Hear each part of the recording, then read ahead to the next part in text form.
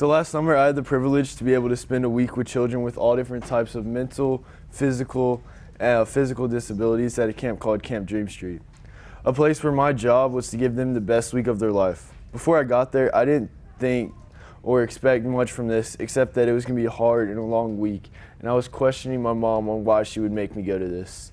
To add on to that, when we first got there, everyone that was on upper staff, whenever we asked them, what if a kid throws up on us or something like that, they were like, it's not a big deal. So that also, we were like, okay, then what do we do? But what they were meaning was that if a kid throws up on you, you can't react like wrongly to the kid, or then you lose everything for that week, and it's not going to be a fun week for you at all.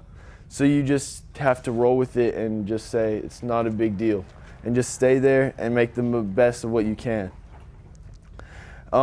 You're there to help them with whatever they want. You have to roll with their problems, and you help them with new stuff. One big thing that camp wants is to help everyone become more independent.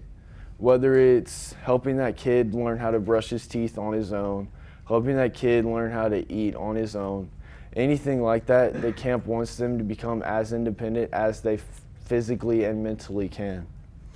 This year, I was with a guy named Bentley. Bentley has cerebral palsy, which can go many different ways for many different kids. For him, he had no feeling in his legs, which means that he was in a wheelchair. One thing that he wanted to do was race me down the hills from where we were sleeping to wherever the next thing was. The one thing I learned was to never win, because if I won, I would end up getting hit in the back of the leg with his wheelchair. Bentley was truly one of the smartest people in the room wherever he was. He was ridiculously smart, and he knew how to say just like the right things. Whenever it was just a crowd like this, he could make everyone laugh out of nowhere, and it was really funny. So I was able in different ways to like communicate with him, because at times if he would be get really emotional, he would become unresponsive. So different things like asking him to nod his head or thumbs up, thumbs down, that sort of thing. And then this just like helps you all in general become more patient, whether it is just with like a big group of people or even just with one person, just being able to be more patient and wait for them and not really worry, okay, I need to go get this done, so I'm gonna need you to like hurry up. Like you can be more patient and be able to sit there. So, this was helpful, not only with like Dream Street, but like listening to people and stuff like that, like even within BBYO, just being able to listen to them and actually understand what they're saying. Another big thing for Dream Street was helping them embrace their disabilities.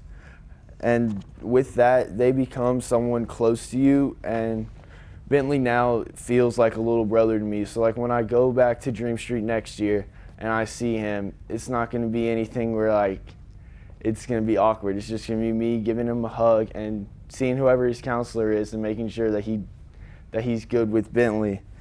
And I promise you, like 100%, like there are different type of memories, different type of emotion that you get, but at the end of that week, it's one of your best weeks you ever have. A funny memory that I have from Dream Street is the talent show.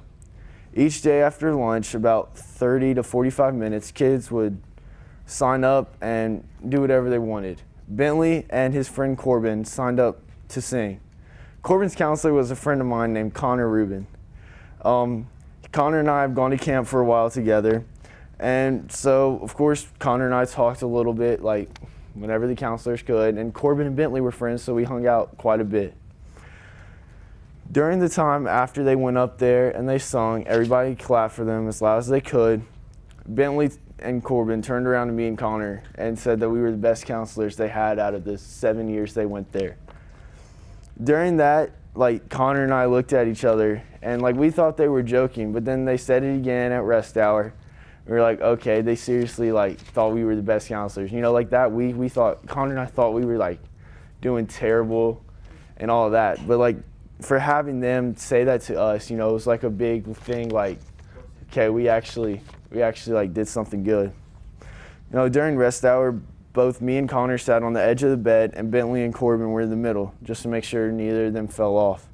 And there for like 2 hours just talking to them, not thinking anything about Bentley having cerebral palsy or Corbin having a mental disability or anything like that. We're just talking to them like just having a normal conversation. So what I want to leave you with from what I've talked about is do not hesitate to be with any different type of people just because they're different or anything like that, but actually talk to them, because you can learn just as much from them as you can teach them. So, and I've truly seen that like throughout Dream Street and BBYO as well. We don't think about it too much, but like all of us are different types of Jews. Like some of us are from the South, and then from the North, and then from Europe, and like we're all from different areas, and we come together at things like IC and just have fun together, or CLTC or anything like that. So yeah, thank y'all for listening. And if y'all have any questions about like Dream Street or like applying to it, y'all can talk to me.